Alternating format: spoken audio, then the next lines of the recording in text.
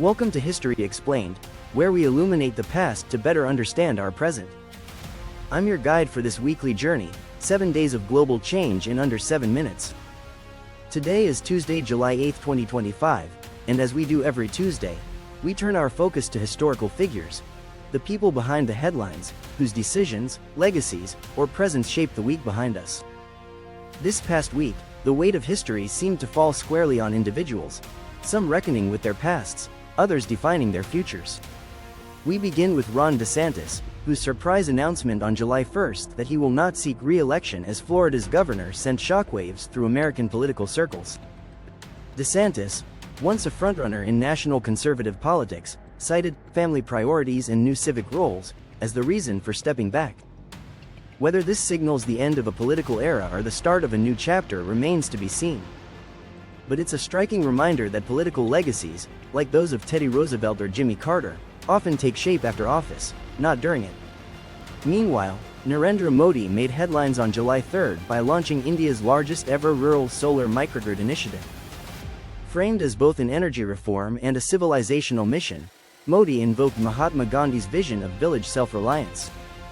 For a leader often known for muscular nationalism, this return to decentralized development marks a shift in tone. It's a reminder that historical figures often echo those who came before them, sometimes by imitation, sometimes by reinvention. In Sudan, Hemedti, Mohammed Hamdan Dagalo, leader of the Rapid Support Forces, was formally named in a war crimes investigation opened by the International Criminal Court on July 1st Street. Though rarely seen in public, Hemedti's influence on Sudan's fractured trajectory is undeniable. The ICC's move places him alongside other wartime leaders, like Radovan Karadzic and Charles Taylor, whose legacies became courtroom reckonings. The arc of accountability may bend slowly, but it bends through names like his. Fatou Bensouda, former chief prosecutor of the ICC, returned to global headlines this week after being nominated to lead a UN special tribunal investigating crimes in Myanmar.